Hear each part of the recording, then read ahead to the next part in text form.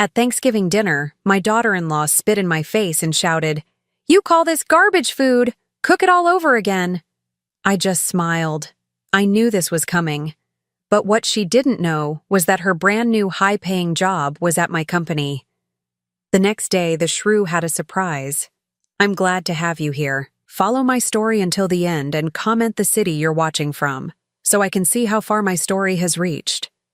I'm Opal, and at 65 years old, I thought I'd seen every kind of cruelty life could throw at me. I was wrong. The turkey was perfect. Golden brown, glistening with herb butter, sitting proudly at the center of my dining room table like it had stepped out of a magazine. The sweet potato casserole bubbled with toasted marshmallows. The cranberry sauce gleamed like rubies in my grandmother's crystal bowl, and the pumpkin pie sat cooling on the kitchen counter, filling the house with cinnamon and nutmeg. I'd been up since 4 in the morning, just like every Thanksgiving for the past 43 years. My hands moved through the familiar rhythm of preparation, the same recipes my mother taught me, the same care I'd put into every holiday meal for my family. Even after my husband passed 7 years ago, I kept the tradition alive. Family was everything to me. "Mom, this looks incredible," Dante said as he walked into the dining room, adjusting his tie. My 38-year-old son had always been handsome, but lately he looked tired, worn down. I wondered if his wife had something to do with that. "Thank you, sweetheart." "Where's Isla?" I asked, though I dreaded the answer. My daughter-in-law had a talent for arriving just fashionably late enough to avoid helping with anything. "She's coming. Had to take a work call." Dante's voice carried that apologetic tone I'd grown to recognize over the past 5 years of their marriage, always making excuses for her. As if summoned by our conversation, Isla swept into the room. At 34, she was undeniably beautiful, the kind of polished beauty that came from expensive salons and designer everything. Her blonde hair fell in perfect waves, her makeup was flawless despite supposedly rushing from a work call, and her black dress probably cost more than most people's monthly rent. "Opal," she said with that smile that never reached her eyes. Not Mom or even Happy Thanksgiving. Just my name, delivered like she was greeting a stranger.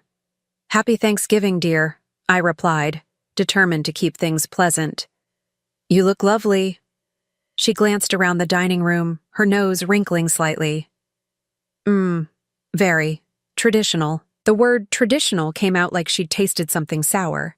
I felt my chest tighten, but I pushed the feeling down. This was Thanksgiving. Family time.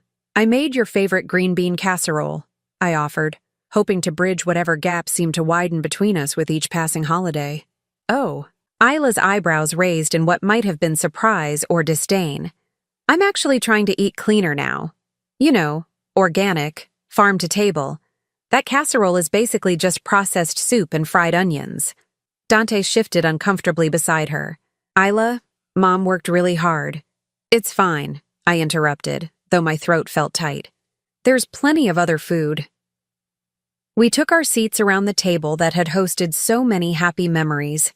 Dante sat to my right, where his father used to sit.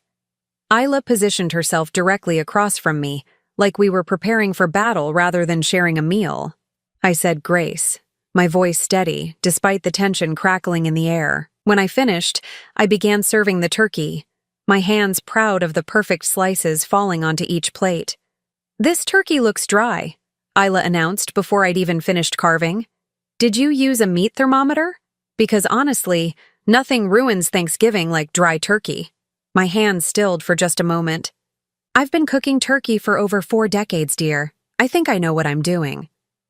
"Experience doesn't always equal competence," she replied with a little laugh, as if she'd made a joke instead of an insult. Dante cleared his throat. "The turkey looks great, Mom." But Isla wasn't finished. As I passed around the dishes, she had something to say about everything. The stuffing was too salty. The mashed potatoes were lumpy. The cranberry sauce was store-bought, wasn't it? She could tell. Each criticism felt like a small knife, cutting away at the joy I'd tried so hard to create. But I smiled. I nodded. I apologized. Because that's what I'd learned to do over the past 5 years. Keep the peace. Don't rock the boat. Don't give Dante a reason to choose between his mother and his wife, because I already knew who would win. Then came the moment that changed everything. Isla took a bite of my green bean casserole, the one she'd already criticized, chewed thoughtfully, and then her face twisted in disgust. She didn't swallow. Instead, she leaned forward and spit it directly onto her plate, the sound wet and revolting in the sudden silence. "Oh my God!" she gasped, grabbing her water glass. "That is absolutely revolting. What did you put in this? It tastes like garbage." My face burned with shame and humiliation. Dante's mouth fell open, but no words came out. The dining room felt smaller suddenly, the walls closing in as Isla's words echoed in my head. But she wasn't done. Isla stood up abruptly, her chair scraping against the hardwood floor. Her face was flushed with anger, her perfect composure finally cracking to reveal something ugly underneath. "You know what, Opal?" Her voice rose, filling every corner of my home. "I am sick and tired of pretending this food is edible. This whole meal is a disaster. The turkey is dry, the vegetables are overcooked, and everything tastes like it came from a can." She gestured wildly at the table, at the food I'd spent hours preparing with love and care. "You call this garbage food?" she screamed, her voice reaching a pitch that made me flinch. "This is supposed to be Thanksgiving dinner? This is supposed to be special?" Then she did something that will be burned into my memory forever. Isla leaned across the table, her face inches from mine, and spit directly in my face. The saliva hit my cheek and dripped down toward my chin. The shock of it, the sheer disrespect and cruelty, made my entire body freeze. I couldn't move. I couldn't breathe. "Cook it again," she hissed, her voice low and venomous now. "All of it, because I wouldn't feed this slop to a dog, let alone serve it to guests." The silence that followed was deafening. I could hear my own heartbeat, could feel the spit still on my face, could see Dante sitting there like a statue, his mouth opening and closing like a fish gasping for air. I should have exploded. I should have screamed back, thrown her out of my house, demanded that my son choose between his mother and this monster he'd married. Any normal person would have. Instead, I smiled. It was a small smile, barely there, but I felt it curve my lips as I reached for my napkin and calmly wiped my face. Because in that moment, as Isla stood there breathing hard from her tantrum, as my son sat frozen in his chair, I knew something they didn't. I knew exactly what was going to happen next. And it was going to be beautiful. "Of course, dear," I said quietly, my voice steady as granite. "I'll start over." As I stood to clear the table, my smile widened just a fraction. Isla had no idea what she'd just walked into. None of them did. Tomorrow was going to be very interesting indeed. The sound of Isla's heels clicking against my hardwood floor as she stormed out that night echoed through the house long after she was gone. Dante had mumbled some pathetic apology about her being stressed from work before following his wife like a lost puppy. I stood alone in my kitchen, surrounded by the ruins of what should have been a beautiful Thanksgiving dinner, and for the first time in years, I felt something other than hurt. I felt powerful. You see, what happened that night wasn't a surprise to me. I'd been expecting it, planning for it for months. But to understand why, you need to know how I got here, how a 65-year-old widow became someone capable of orchestrating what was about to unfold. It started 5 years ago, when Dante first brought Isla home. She was dazzling. I'll give her that. All perfect smiles and charming conversation, at least when Dante was around, but I saw through it immediately. I'd been married to a manipulator once before, early in my life, and I recognized the signs, the way she'd compliment me in front of Dante, then make subtle digs when he stepped out of the room, how she'd encourage him to spend holidays at her parents' house instead of with me, the gradual way she began isolating him from his childhood friends, his hobbies, even from me. "Your mother is so intense," she'd whisper to him, just loud enough for me to overhear. "Maybe we should give her some space this weekend." Or my personal favorite, I think your mom might be getting a little senile, honey. She keeps telling the same stories over and over. I wasn't senile. I was lonely. After my husband Richard died, those stories were all I had left of the family memories that meant everything to me. But Isla turned even my grief into a weapon against me. The worst part was watching my son disappear piece by piece. Dante had always been sensitive, eager to please. In high school, he'd call me every day after school. In college, he'd drive home most weekends just to have dinner with his dad and me. He was thoughtful, kind, the sort of man who remembered birthdays and always helped elderly neighbors with their groceries. But Isla changed all that. Within 6 months of their relationship, his phone calls became weekly, then monthly, then only when she wasn't around. He stopped visiting for random dinners. He forgot my birthday for the first time in 38 years. When I gently mentioned it, Isla was quick to jump in. "Oh, Opal, you didn't tell me it was your birthday. Dante, you know how scattered you've been at work. It's not your fault your mom didn't remind us." She made it sound like my fault for not managing my own son's calendar, like I was supposed to beg for acknowledgement on my own birthday. The isolation got worse after they married. Suddenly, every family gathering came with conditions. Isla would develop mysterious headaches if I suggested we visit on Sunday afternoons. She'd remember urgent work commitments whenever I invited them for dinner. And when they did come, she'd spend the entire time on her phone or making passive-aggressive comments about my cooking, my decorating, my outdated way of doing things. "Dante and I are trying to eat healthier now," she'd say, pushing around the food on her plate. "All these heavy, old-fashioned dishes aren't really good for us." Or, "Wow, Opal, you really went all out. It's so sweet how you try so hard to impress us." Each comment was crafted to sound caring while actually being cruel. She was an artist at it. The breaking point came last Christmas. I'd spent weeks planning the perfect dinner, buying gifts I couldn't really afford on my small pension, decorating the house the way Dante had loved as a child. Isla took one look at the tree, a real pine I'd struggled to put up by myself, and wrinkled her nose. "Oh no, Dante, didn't you tell her about my allergies? I'm severely allergic to pine. We won't be able to stay long." They left after 20 minutes. 20 minutes of a Christmas I'd planned for weeks. That night, sitting alone in my living room with all those unopened gifts under a tree that apparently made my daughter-in-law sick, I realized something important. I was tired of being the victim in this story, so I decided to change the narrative. You see, what Isla never bothered to learn about me was who I really was. She saw a lonely widow living in a modest house, wearing clothes from department store sales, cooking old-fashioned meals. She assumed I was helpless, financially dependent on my deceased husband's small life insurance policy, probably surviving on Social Security and the occasional handout. She couldn't have been more wrong. When Richard died 7 years ago, he left me more than just grief and loneliness. He left me a challenge. You see, my husband had been a dreamer, full of big ideas and bigger schemes that never quite panned out.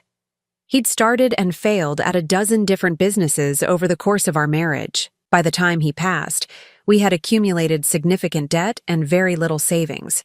But what Richard did leave me was a small patent he'd filed years earlier for a specialized manufacturing process.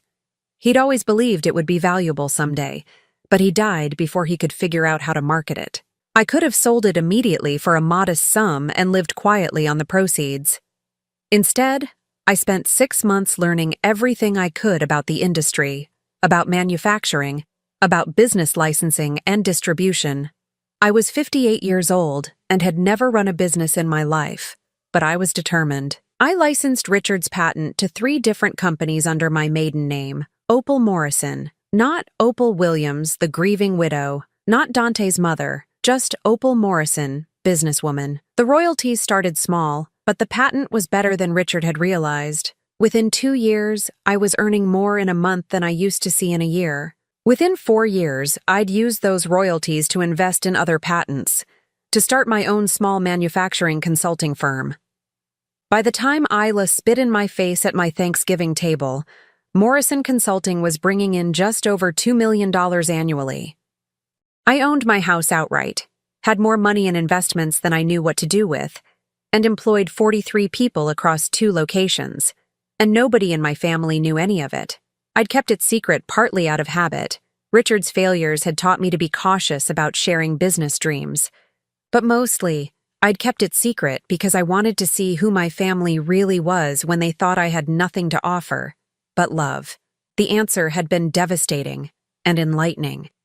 Dante saw me as a burden, someone to be managed and appeased, but not truly valued. Isla saw me as an obstacle, something inconvenient that stood between her and complete control over her husband. Neither of them ever asked about my life, my interests, my dreams, or my struggles. I was just Mom, or Opal, a supporting character in their story, not the protagonist of my own. But that was about to change, because 3 weeks ago, while researching potential new hires for my company's marketing department, I'd come across an interesting resume. Someone with impressive credentials, a desperate need for immediate employment, and a salary requirement that was ambitious enough to suggest she thought very highly of herself. The applicant's name was Isla Williams. My daughter-in-law had no idea that Morrison Consulting even existed, let alone that I owned it. When she applied for the senior marketing coordinator position, a job that paid $95,000 a year, she was just shooting high, hoping to land somewhere that would appreciate her extensive experience in brand management. I'd read her cover letter 3 times, each time feeling that same smile creep across my face that I'd worn while she screamed at me across my Thanksgiving table. I am excited to bring my innovative approach to marketing strategy and my proven track record of results to Morrison Consulting, she'd written. I believe I would be an invaluable addition to your team. Invaluable. That was rich. But I was about to find out exactly how much value Isla Williams really had. Because tomorrow morning, she was going to walk into Morrison Consulting for her first day of work, and I was going to be waiting for her. I arrived at Morrison Consulting at 6:30 that Monday morning, a full 2 hours before Isla was scheduled to begin her first day. The November air was crisp, and downtown was still quiet, except for the occasional delivery truck rumbling past our building on 5th Street.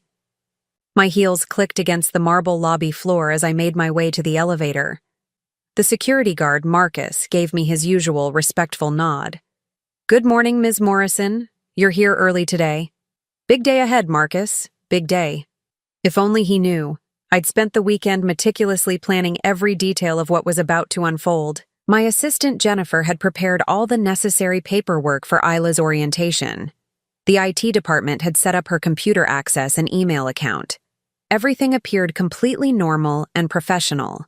What wasn't normal was the way my heart was pounding with anticipation.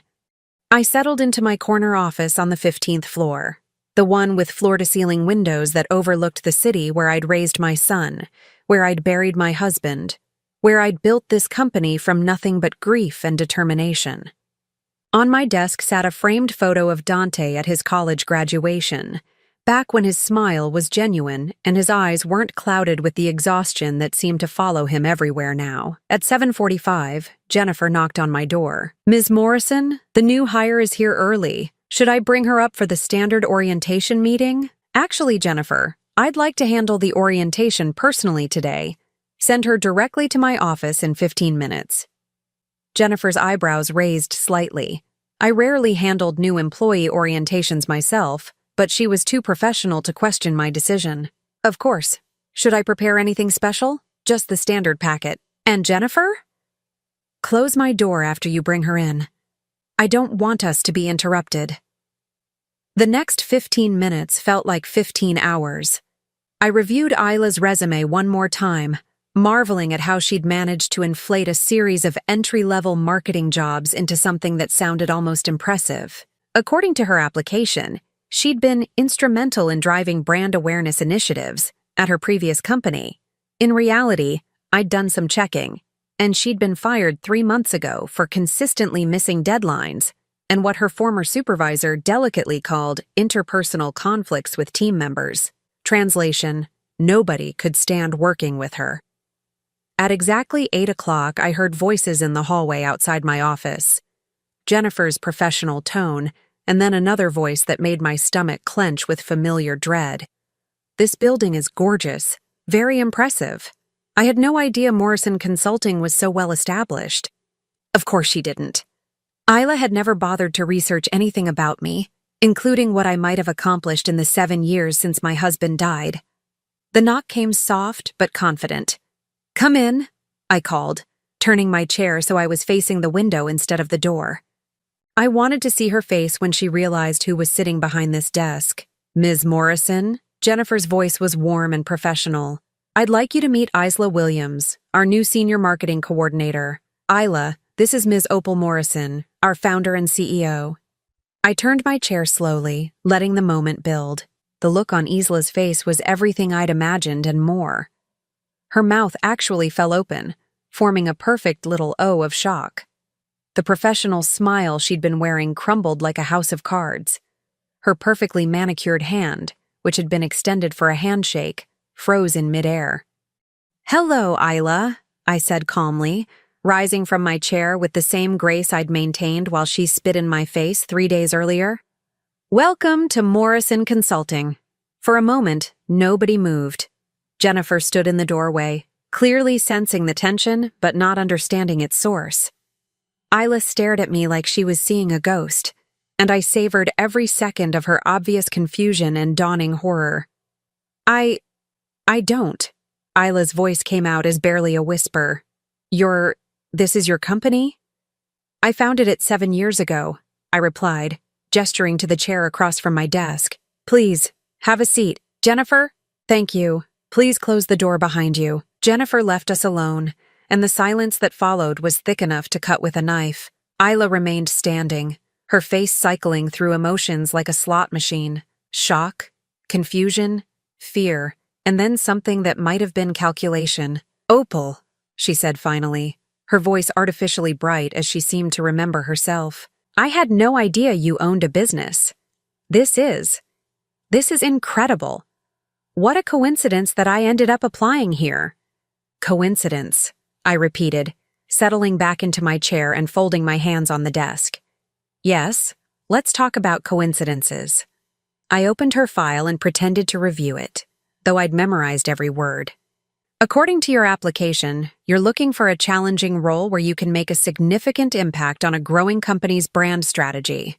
Is that accurate?"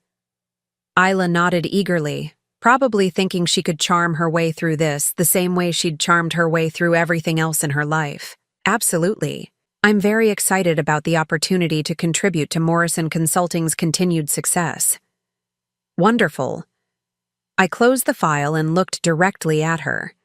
"Because this position is indeed challenging. You'll be reporting directly to me, which means I'll be closely monitoring your performance, your attitude, and your ability to work collaboratively with your colleagues." The word collaboratively hung in the air between us.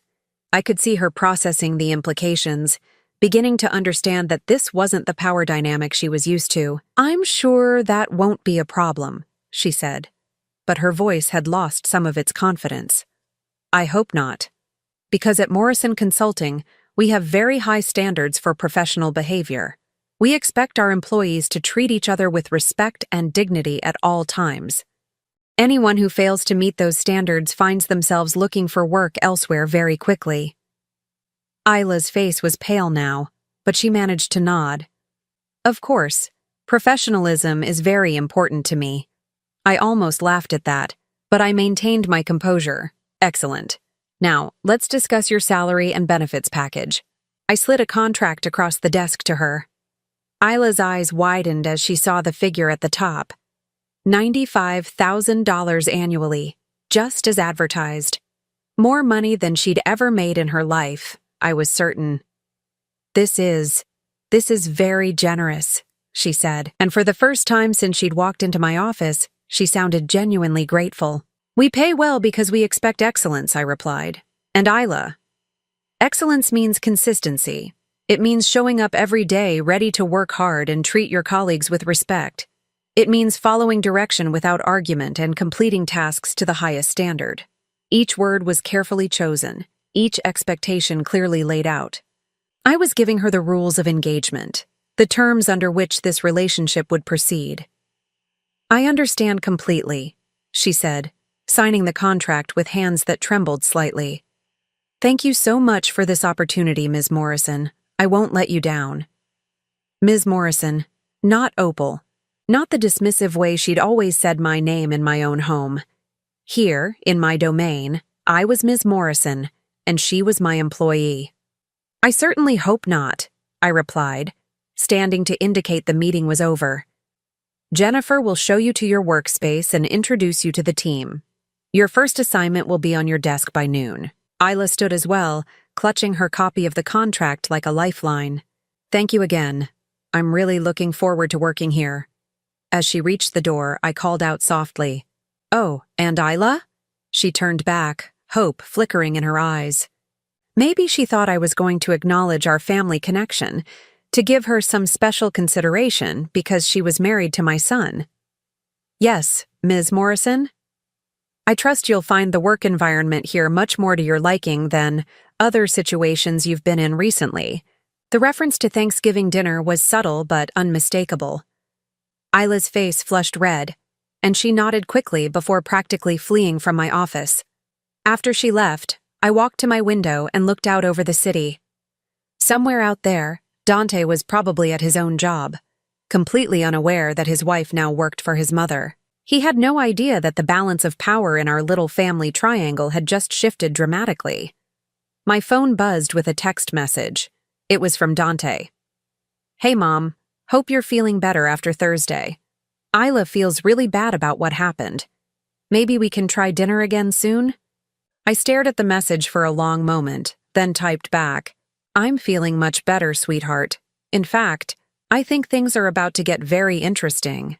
I had 43 employees at Morrison Consulting, but as of today, only one of them owed me a personal debt that had nothing to do with their paycheck. Only one of them had spent years treating me like garbage, isolating me from my own son, and culminating in spitting in my face at my own dinner table.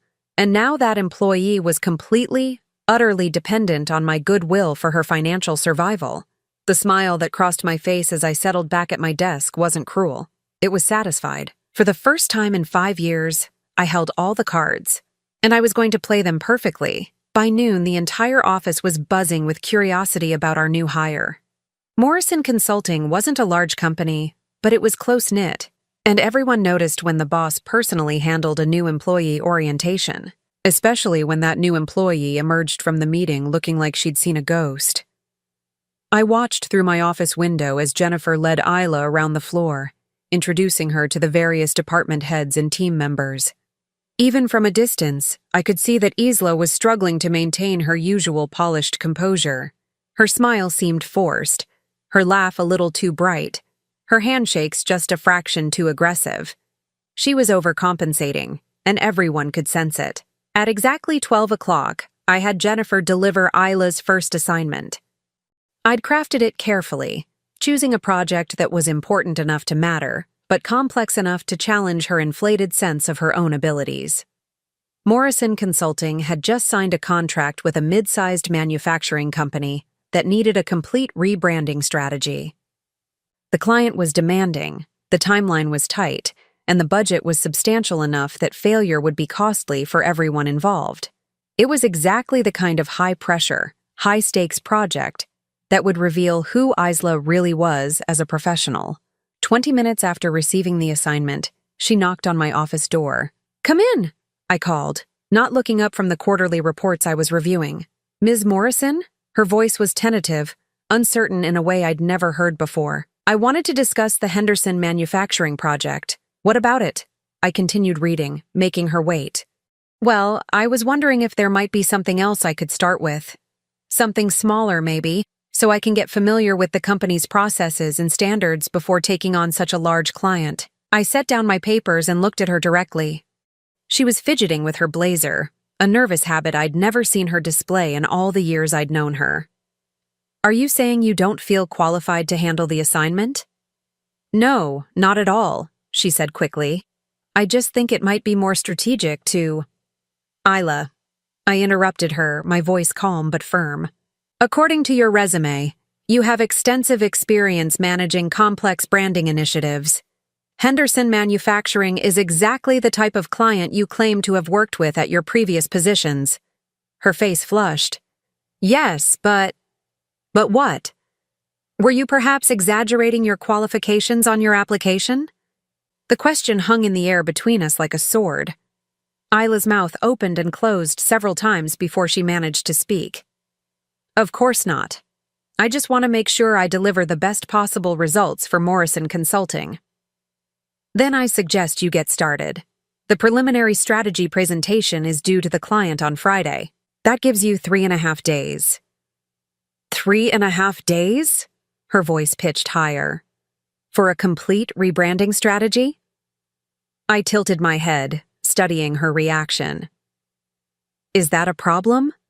Because when Henderson Manufacturing's CEO called to inquire about our capabilities, I assured him that Morrison Consulting could deliver exceptional results within aggressive timelines. Was I wrong to make that promise? Isla realized she was trapped. If she complained about the timeline, she'd look incompetent. If she admitted she couldn't handle it, she'd have to confess that her resume was largely fiction. No, she said finally.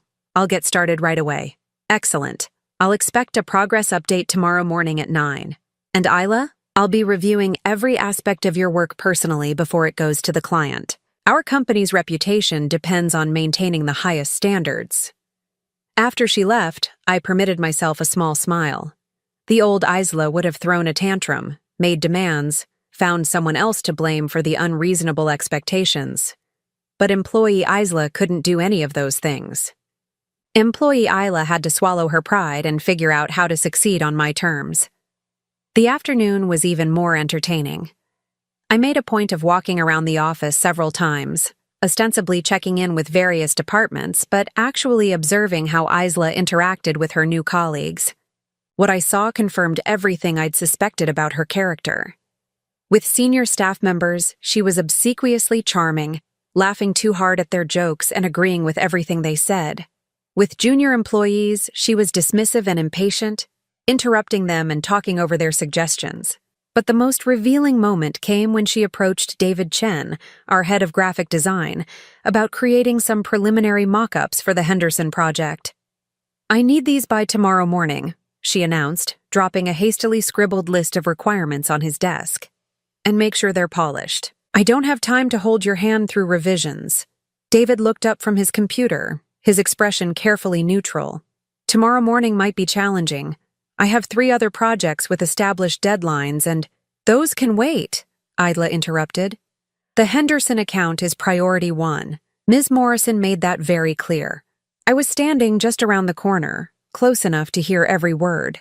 David was one of my most talented employees, a quiet, methodical artist who produced exceptional work when treated with respect. He was also someone who didn't respond well to being bulldozed. I understand it's important, David said carefully, but I'll need to check with Ms. Morrison about reprioritizing my other assignments. Isla's voice sharpened. I'm telling you what the priorities are. I'm the senior marketing coordinator, which means I outrank you. So when I give you an assignment, you do it. Period. The office around them had gone quiet. Other employees were pretending to work while obviously listening to the exchange. This was exactly the kind of workplace drama that could poison a team's morale, and everyone knew it. Actually, I said, stepping into view, David is correct to check with me about project prioritization. Isla spun around, her face flushed with embarrassment at being caught in her power play. Ms. Morrison, I was just trying to make sure the Henderson project stays on track. I appreciate your dedication, I replied smoothly. However, effective leadership means collaborating with your colleagues, not dictating to them. David, please stop by my office in a few minutes so we can discuss your current workload. I'm sure we can find a way to accommodate both the Henderson timeline and your other commitments. David nodded gratefully, while Isla looked like she wanted to disappear into the floor. Isla, may I see you in my office as well? It wasn't really a question. Once we were behind closed doors, I sat down and gestured for her to do the same. Let's talk about workplace dynamics, I began. At Morrison Consulting, we've built our reputation on collaboration and mutual respect. Our employees stay with us for years because they know they'll be treated fairly and professionally. Isla nodded. but I could see the defiance in her eyes.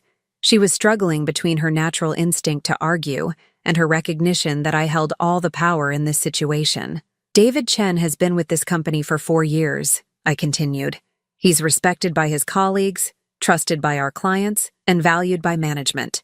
When you spoke to him the way you just did, you weren't just disrespecting him. You were disrespecting the culture I've worked to build here. I'm sorry, she said, though she didn't sound particularly sorry. I was just feeling pressure to deliver results. Pressure is part of this job. How you handle that pressure is what determines whether you succeed or fail here. I leaned forward slightly, my voice dropping to ensure she understood the gravity of what I was about to say. Isla, I want to be very clear about something. Your success at Morrison Consulting depends entirely on your ability to work effectively with your colleagues. If I hear about any more incidents like what just happened with David, we'll need to have a much more serious conversation about whether this position is the right fit for you. The threat was implicit, but unmistakable. Shape up or ship out. I understand completely, she said. It won't happen again. I hope not, because replacing senior staff is expensive and disruptive, but it's something I won't hesitate to do if necessary. After she left my office for the second time that day, I felt a deep sense of satisfaction settle over me. For 5 years, I'd watched Isla bully and manipulate her way through life, treating people like disposable objects that existed solely for her convenience. Now she was discovering what it felt like to be on the other end of that dynamic. My phone buzzed with another text from Dante. How was your day? Isla started her new job today. She seemed really nervous this morning, which isn't like her. I stared at the message for a moment, imagining my son's confusion as he tried to understand why his confident, controlling wife was suddenly anxious about work. I typed back, "My day was very productive. I hope Isla's new position works out well for everyone involved." It was completely honest, though Dante would never understand the full meaning behind those words. As the afternoon wore on, I made sure to stay visible around the office. Every time Isla looked up from her desk, I was there, reviewing reports with the accounting team, discussing strategy with the sales department, or simply walking through the workspace with the quiet authority of someone who owned everything she could see. Each time our eyes met, I saw a little more of her confidence erode. She was beginning to understand that this wasn't just a job. This was a complete inversion of the power structure she'd grown accustomed to. For the first time in 5 years, I was the one in control. And tomorrow, we'd see exactly what Isla Williams was really made of when she had to perform under pressure, without anyone to manipulate or intimidate into doing her work for her. The game had only just begun, but I was already winning. By Wednesday morning, Isla looked like a completely different person. Gone was the perfectly styled hair and flawless makeup I'd grown accustomed to seeing at family gatherings. Instead, she sat at her desk with her blonde hair pulled back in a messy bun, dark circles under her eyes, and the kind of frazzled expression that comes from staying up all night trying to accomplish something you're not qualified to do. She'd been at the office until nearly 10 o'clock the night before, and I knew this because I'd deliberately stayed late myself, wanting to see how she'd handle the pressure. Through my office window, I'd watched her frantically Googling basic marketing concepts, printing out articles about brand strategy, and making phone call after phone call to her former colleagues, probably begging for advice or help. It was pathetic and deeply satisfying at the same time. At exactly 9 o'clock, she knocked on my office door for our scheduled progress meeting. "Come in," I called, not looking up from my computer screen. She entered carrying a folder and what appeared to be several sheets of hastily printed notes. Her hands were shaking slightly as she sat down across from my desk. "I have the preliminary strategy outline for Henderson Manufacturing," she said, trying to sound confident but failing miserably. "Let's see it." She opened the folder and began spreading papers across my desk. What I saw confirmed my worst expectations of her abilities. The presentation was a mess of copied paragraphs from various websites, generic marketing buzzwords strung together without any coherent strategy, and a handful of amateur-looking charts that wouldn't have impressed a first-year business student. I read through it slowly, letting the silence stretch uncomfortably. Isla fidgeted in her chair, occasionally clearing her throat as if preparing to explain or defend her work, but I didn't give her the opening. Finally, I set the papers down and looked at her directly. "This is unacceptable." Her face crumpled. I know it needs work. I was hoping you could give me some guidance on what specific changes." "Isla," I interrupted her, keeping my voice level but firm. "This isn't a rough draft that needs tweaking. This is fundamentally flawed from concept to execution." I picked up one of her charts, a pie graph that supposedly showed Henderson Manufacturing's current market position, but was actually just random percentages with no supporting data. "Where did these numbers come from?" I estimated them based on industry averages." "You estimated them." I repeated the words slowly, letting their absurdity sink in. "So you presented fictional data as if it were research-based analysis." "It's not fictional, it's approximated." "It's made up, Isla." "And if I presented this to Henderson Manufacturing's CEO, he would immediately recognize it as amateur work and terminate our contract." The color drained from her face. "I can fix it. I just need more time to—" "Time isn't the issue here. The issue is competence." The word hung in the air between us like a slap. I could see her struggling with the urge to defend herself, to argue, to shift blame onto someone else. But she couldn't. Not here. Not with me. "What do you want me to do?" she asked quietly. It was the first time in 5 years that I'd heard genuine humility in her voice. Not the fake sweetness she used when she wanted something. Not the condescending politeness she employed when she was trying to appear superior. Just honest acknowledgement that she was in over her head. "I want you to start over," I said. "And this time, I want you to actually do the work instead of trying to fake your way through it." I opened my desk drawer and pulled out a thick folder. This contains real market research on Henderson Manufacturing's industry, their competitors, their target demographics, and their current brand positioning. I had our research team compile it yesterday afternoon. Isla's eyes widened as I slid the folder across the desk to her. You already had this information." "Of course I did. I don't take on clients without thoroughly understanding their market landscape. The question is whether you're capable of analyzing this data and turning it into a coherent strategy." She flipped through the folder, her expression shifting from relief to overwhelm as she saw the volume and complexity of the information. This is a lot to process." "Yes, it is, which is why senior marketing coordinators who earn $95,000 a year are expected to have the skills to handle it." I leaned back in my chair, studying her face as she continued to page through the research. "Isla, I'm going to be very direct with you. Your performance so far has been disappointing. If you were any other employee, I would already be considering termination." Her head snapped up, fear flickering in her eyes. "But," I continued, "I believe in giving people opportunities to prove themselves. So here's what's going to happen. You're going to take this research and you're going to create a genuine strategic analysis. Not copied paragraphs from the internet, not made-up statistics, not generic marketing fluff. Real work." "Okay," she whispered. "The presentation is still due to the client on Friday. That gives you 2 days to demonstrate whether you belong in this position or not." After she left my office, I found myself thinking about Dante. My poor son had no idea that his wife was struggling to keep her job, that the woman he'd married was discovering she wasn't as competent as she'd always believed herself to be. But more than that, he had no idea that his mother, the woman he'd allowed to be dismissed and disrespected for years, was actually a successful businesswoman who'd built something meaningful from nothing. That afternoon, I got my answer about whether Isla was capable of change. I was walking past her desk around 3 o'clock when I overheard her on a phone call. Her voice was quiet, strained, and very different from her usual commanding tone. "David, I want to apologize for how I spoke to you yesterday," she was saying.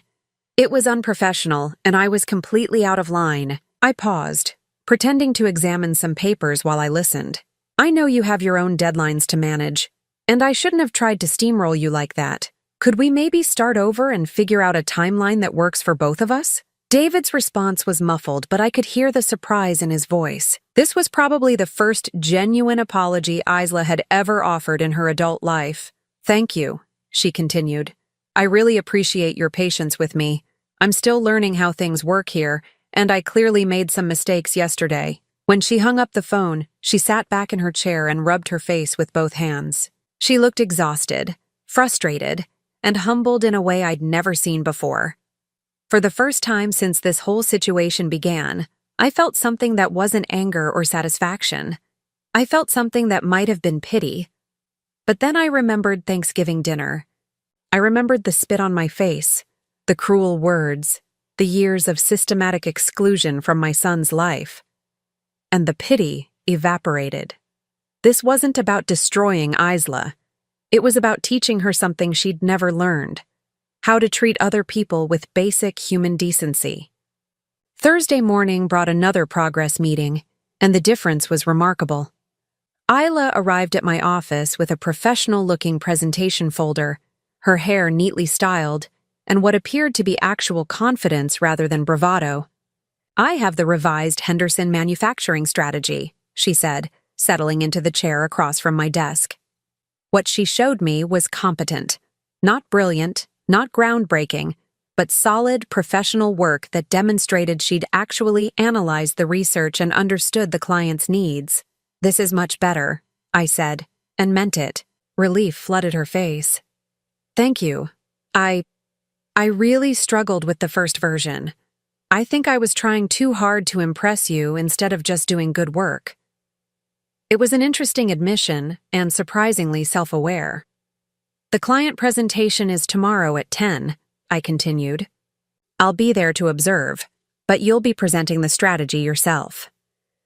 Her composure faltered slightly. "You'll be there?"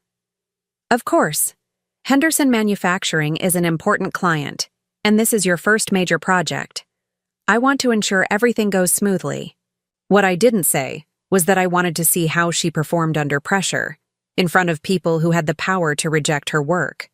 Would she maintain the humility she'd been learning, or would she revert to her old patterns of arrogance and blame-shifting when things got difficult? That evening, I was surprised to receive a phone call from Dante. "Hi, Mom." His voice sounded tired. "How are you feeling? You seemed a little off when we talked earlier this week." "I'm feeling much better, sweetheart. How are you? You sound exhausted." "Yeah, it's been a weird week. Isla's been working really late on some big project at her new job. She seems really stressed about it, which is unusual for her. She's normally so confident about work stuff." I chose my words carefully. New jobs can be challenging. I'm sure she'll find her footing. "Yeah, maybe. It's just, I don't know, Mom. She seems different lately. More thoughtful, I guess. Like she's actually thinking about how her actions affect other people." My heart did a little skip. Different how? Well, yesterday she apologized to me for something that happened months ago. She said she'd been thinking about how she treats people, and she realized she'd been unfair to me about some things. It was really unexpected. I gripped the phone tighter. "What kind of things?" "Just family stuff." She admitted that she might have been too controlling about how we spend our time, and that maybe she hadn't been fair about. He paused, and I held my breath. "About how often we see you." The admission hung in the air between us, loaded with years of unspoken resentment and hurt. "Dante, you don't need to—" "No, Mom, I do need to say this. I think Isla was right to be thinking about it. I let her make too many decisions about our family relationships, and that wasn't fair to you. Or to me, really. For the first time in months, my son sounded like the thoughtful, caring person I'd raised him to be." "I love you, sweetheart," I said simply. "I love you too, Mom. Maybe we could have dinner this weekend? Just the three of us, but different this time." After I hung up, I sat in my living room for a long time, thinking about transformation and consequences, and the strange ways that justice sometimes works itself out. Tomorrow, Isla would present her strategy to Henderson Manufacturing. She would either succeed or fail based on her own merits, her own work, her own ability to perform under pressure. But regardless of how that meeting went, something had already changed. The balance of power in my family was shifting, and for the first time in years, it was shifting in my favor. More importantly, it seemed like Isla was finally learning what I'd been trying to teach her all along. That respect isn't something you demand, it's something you earn. And earning it required treating other people the way you wanted to be treated yourself. The Henderson manufacturing presentation was scheduled for 10 o'clock on Friday morning in our main conference room. I arrived at 9:30 to find Isla already there, reviewing her notes one final time. She'd dressed professionally but not ostentatiously. A navy blazer and simple jewelry that suggested competence rather than trying to impress through expensive accessories. "Good morning," I said, setting my portfolio on the table. "Are you ready?" She looked up, and I was surprised to see genuine calm in her expression rather than the frantic anxiety I'd expected. "I think so," she replied. "I've gone over the presentation about 20 times, and I feel confident about the strategy. Whether Mr. Henderson agrees with it." She shrugged. "I guess we'll find out." It was a refreshingly honest assessment, without the false bravado she usually projected. At exactly 10 o'clock, James Henderson arrived with his marketing director, a sharp-eyed woman named Patricia Collins who'd built a reputation for asking difficult questions and accepting nothing less than excellence. "Ms. Morrison." Henderson shook my hand warmly. "Always a pleasure. I understand you have a new team member presenting today?" "I do. Isla Williams, our senior marketing coordinator. She's been leading the strategic development for your rebranding initiative." I watched Isla as she shook hands with both clients, noting the way she maintained professional composure without trying to dominate the interaction. The old Isla would have immediately launched into an aggressive sales pitch, trying to establish her credentials and control the conversation. "Let's see what you've developed," Henderson said, settling into his chair. For the next 45 minutes, I observed something I hadn't expected.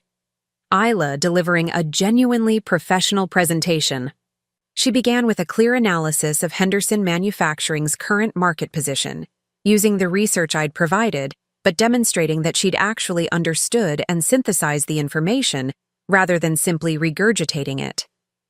She identified 3 key areas where the company's branding was inconsistent with their target demographics' preferences, and she proposed specific, actionable solutions for each problem.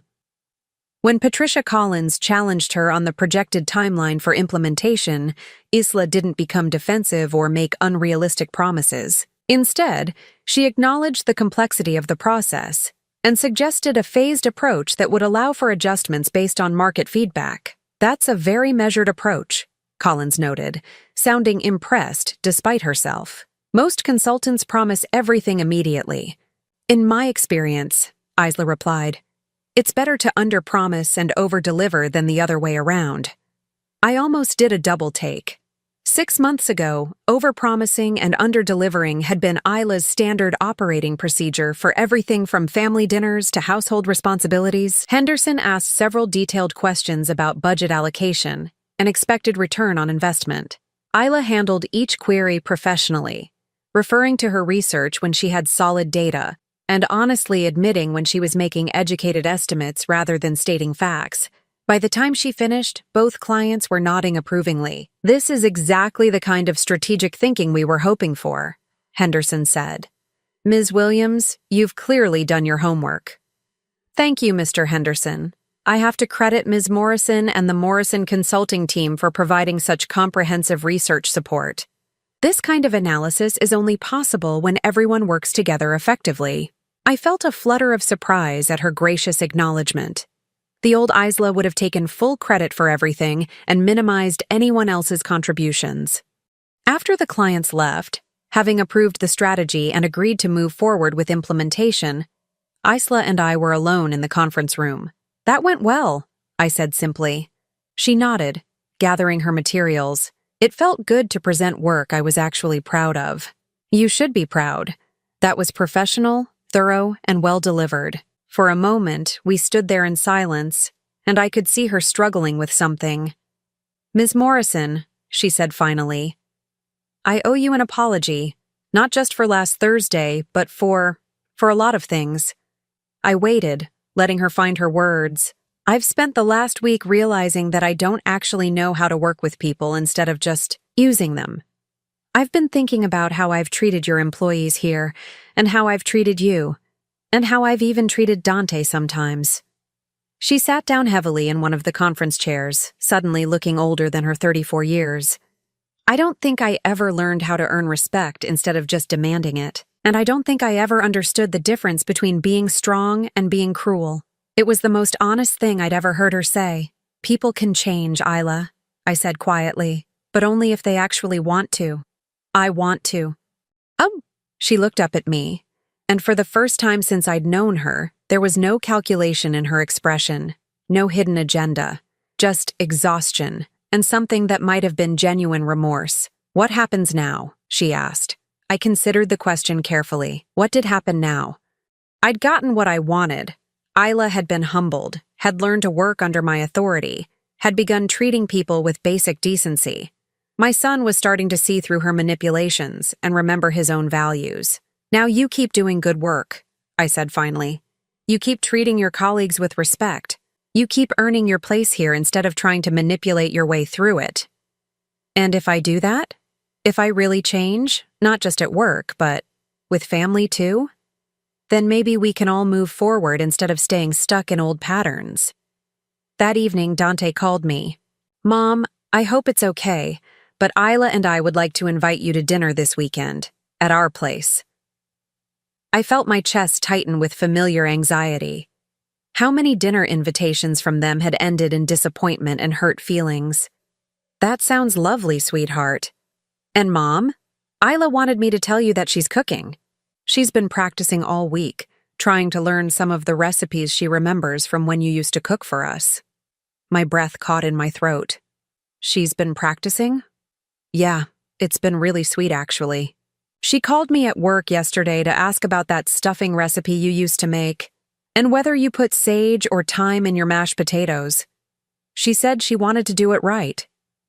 After we hung up, I sat in my kitchen, looking at the photo of Dante's college graduation that still sat on my counter. In that picture, he was beaming with pride and accomplishment, his arm around my shoulders, both of us genuinely happy. Maybe we could get back to that. Maybe not exactly the same, but something real and healthy, and based on mutual respect, rather than manipulation and control. Sunday evening arrived faster than I'd expected. I stood on Dante and Isla's front porch, holding a bottle of wine and trying to manage my expectations.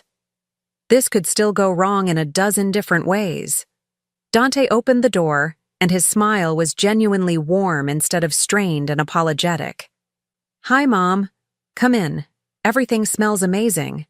The house smelled like herbs and roasting vegetables and something that reminded me of the holiday meals I used to cook when Dante was young. I followed him into the kitchen, where I found Isla standing at the stove, wearing an apron I'd given her as a wedding gift that I'd never seen her use. Opal, she said, turning to face me. Thank you for coming. Thank you for inviting me. We looked at each other for a moment, both of us clearly uncertain about how to navigate this new dynamic. I made pot roast, she said finally. I know it's not as good as yours, but I followed the recipe you gave Dante for his birthday 2 years ago. I remembered that recipe. Dante had asked for it after mentioning that he missed my Sunday dinners, and I'd written it out carefully, including all the little details that made the difference between good and great. At the time, I'd assumed Isla would never actually use it. It smells wonderful, I said, and meant it. Dinner was a revelation, not just because the food was genuinely good, though it was, but because for the first time in 5 years, I felt like I was having a meal with my family instead of enduring an ordeal. Isla asked about my work, and when I mentioned Morrison Consulting, she smiled ruefully. Your mother has been teaching me a lot about professional standards, she told Dante. I'm learning that there's a big difference between confidence and competence. Wait, Dante looked confused. You two work together? I watched as Isla took a deep breath, clearly steeling herself for an uncomfortable conversation. Your mother owns the company where I work, she said quietly. I had no idea when I applied for the job, but it's been educational. Dante's fork stopped halfway to his mouth. Mom, you own a company? I do. Morrison Consulting. I started it after your father died. But why didn't you ever tell me? I looked at my son, at the genuine bewilderment in his expression, and realized that this conversation was long overdue, because I wanted to see if my family would value me for who I was, not for what I could provide. The words hung in the air, heavy with years of unspoken hurt and disappointment. Mom, Dante's voice was small. Did we fail that test? I reached across the table and took his hand. We all made mistakes, sweetheart. But we're here now, and that's what matters. Isla cleared her throat. Dante, there are some things I need to apologize to your mother for, and some things I need to apologize to you for too. Over the next hour, she did exactly that. She acknowledged the ways she'd manipulated family situations to isolate me from my son. She admitted that she'd been threatened by my relationship with Dante and had tried to minimize my importance in his life. She even, with obvious difficulty, brought up Thanksgiving dinner. What I did was unforgivable, she said, her voice barely above a whisper. I was cruel and disrespectful, and I'm ashamed of myself. Dante looked stricken. Isla, what exactly happened at Thanksgiving? You said you had an argument, but she told him everything. The insults about my cooking, the escalating nastiness, and finally, the moment she spit in my face. When she finished, Dante was staring at her in horror. You did what? His voice was barely controlled. You spit in my mother's face? Yes, Isla whispered. And I can't take it back, but I can promise it will never happen again. Damn right it won't happen again, Dante snapped, his anger finally emerging. Isla, that's not just disrespectful, that's assault. That's disgusting. He turned to me, his eyes filled with tears. Mom, why didn't you tell me? Because I knew you'd have to choose between us, and I was afraid of what that choice would be. Dante was quiet for a long moment, staring down at his plate. When he looked up again, his expression was resolved. There wouldn't have been a choice to make, he said firmly. What Isla did was wrong. Period. I don't care how angry she was or what she was going through. You don't treat people that way, especially not family. He looked at his wife and his voice was serious in a way I hadn't heard in years. Isla, I love you, but if you ever treat my mother like that again, I will leave you. Do you understand me? She nodded, tears streaming down her face. I understand, and I swear to you it will never happen again. As I drove home that night, I felt something I hadn't experienced in years. Peace. Not the peace of victory or revenge, but the peace of a family that was finally being honest with each other. Isla wasn't magically transformed into the daughter-in-law of my dreams, but she was learning to be a decent human being. Dante was remembering how to set boundaries and stand up for what was right, and I was no longer the forgotten, dismissed mother sitting at the edge of their lives. At Morrison Consulting, Isla continued to improve as an employee. She worked hard, treated her colleagues with respect, and slowly earned her place on the team through competence rather than manipulation. More importantly, our family dinners became something I actually looked forward to. They weren't perfect. We all had too much history for that. But they were real in a way they hadn't been for years. 6 months later, when Dante called to tell me that he and Isla were expecting their first child, I felt genuine joy instead of the complicated mixture of happiness and dread that had characterized most of their major announcements. We were hoping, he said carefully, that you'd want to be involved, like, really involved. Babysitting, holiday celebrations, all of it. I'd love that, sweetheart. And Mom? Isla wanted me to ask if you'd teach her how to make some of your recipes. She wants our kids to grow up eating the same food I did. That evening, I sat in my living room, looking out at the city lights and thinking about second chances and the strange ways that justice sometimes works itself out. I'd never intended to forgive Isla completely, and I wasn't sure I ever would. But I'd given her the opportunity to become a better person, and surprisingly, she'd taken it. My phone buzzed with a text message. It was from Isla. Thank you for not giving up on our family. I know I didn't deserve another chance, but I'm grateful you gave me one anyway. I stared at the message for a long moment, then typed back, We all deserve the chance to become better than we were, and for the first time in years, I truly believed that was possible. Now I'm curious about you who listened to my story. What would you do if you were in my place? Have you ever been through something similar? Comment below. And meanwhile, I'm leaving on the final screen 2 other stories that are channel favorites, and they will definitely surprise you. Thank you for watching until here.